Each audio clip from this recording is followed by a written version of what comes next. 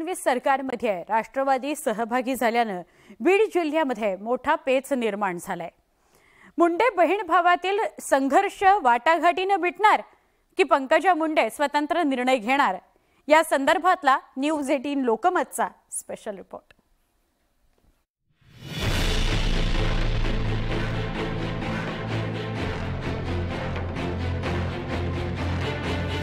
भाजपच्या नेत्या पंकजा मुंडे आणि नवनिर्वाचित मंत्री धनंजय मुंडे या बहीण भावातला राजकीय संघर्ष सर्वश्रुत आहे।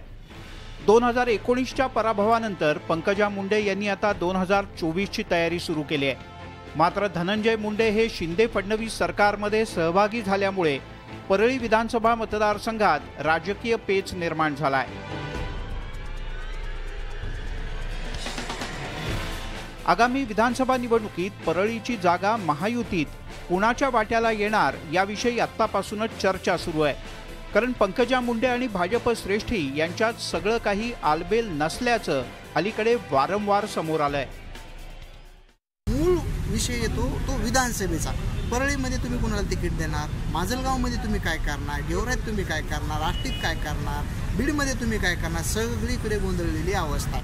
बीड जिल्ह्याच्या राजकारणावर नजर टाकली तर आजवर राष्ट्रवादी काँग्रेस आणि भाजप या दोन पक्षांमध्येच प्रमुख लढत झाली।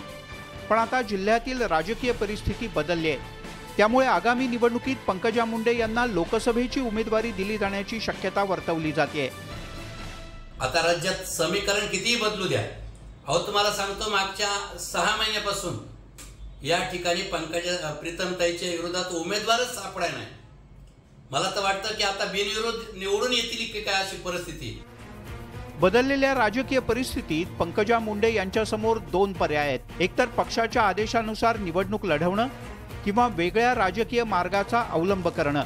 लोकसभेचा विचार केला तर गेल्या 9 वर्षांपासून खासदार प्रीतम मुंडे या जिल्ह्याचं लोकसभेत प्रतिनिधित्व करतात। आता भाजपला जिल्ह्यात धनंजय मुंडे यांची साथ मिळणार आहे।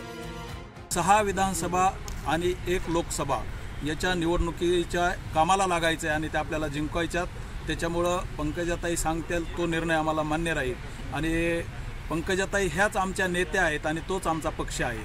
त्याच्यामुळं ताई आदेश देतील तो आम्हाला मान्य राहील। आगामी लोकसभा आणि विधानसभा निवडणुकीत पंकजा मुंडे आणि धनंजय मुंडे एकत्र येतील असं राजकीय जाणकारांना वाटत नाही, कारण दोघांच्याही महत्वाकांक्षा आणि मतदार वेगवेगळा आहे। धनंजय मुंडे सत्तेमध्ये आले म्हणून पंकजा मुंडे आणि त्यांच्या कार्यकर्त्यांची काही भूमिका बदलणार आहे का, तर ती अजिबात नाही। दोन्हीही मास लीडर आहेत आणि दोघांनाही आपला मतदार आणि आपलं राजकीय भविष्य अबाधित ठेवण्यासाठी स्वतंत्र उमेदवारी आणि स्वतंत्र निवडणुका असाच विचार करावा लागतो। राज्यातल्या बदललेल्या राजकीय समीकरणांचे पडसाद बीड जिल्ह्याच्या राजकारणावर सुद्धा उमटले आहेत। त्यामुळे आगामी काळात मुंडे बहीण भावांमधला राजकीय संघर्ष कोणतं वळण घेणार हे पाहणं औत्सुक्याचं आहे। एकंदरीतच येणाऱ्या निवडणुकांमध्ये पंकजा मुंडे आणि धनंजय मुंडे यांचा संघर्ष आता थांबणार का हे पाहणं महत्त्वाचं ठरणार आहे। मात्र लोकसभेच्या बदल्यामध्ये पंकजा मुंडे धनंजय मुंडेंना विधानसभा सोडणार का हे देखील तितकंच महत्त्वाचं ठरणार आहे।